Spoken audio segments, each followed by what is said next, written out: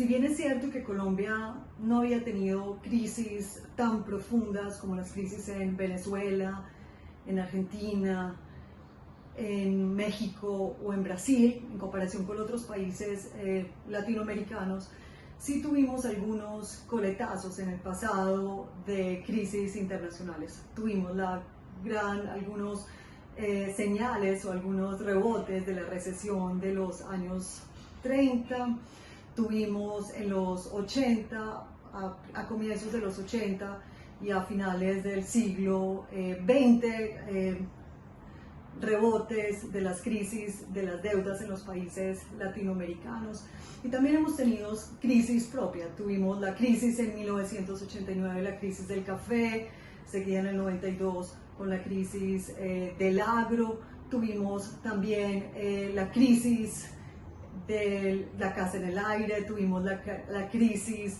de la caída de 4.5 o 4.2, algunos dicen, del PIB en 1999, tuvimos la crisis de los TES, tuvimos la crisis de Interbolsa, tuvimos la crisis de la caída del petróleo, y tuvimos la crisis de las pirámides también.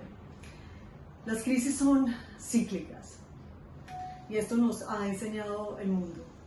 Muchos de los analistas, tanto privados como de entes gubernamentales, están anticipando en estos momentos a nivel mundial que la recuperación de la crisis del COVID-19 o la crisis económica del COVID-19 estaría pasando para finales del año 2022. Sin embargo, como bien sabemos en estos momentos, la recuperación de la crisis va a depender de muchos factores.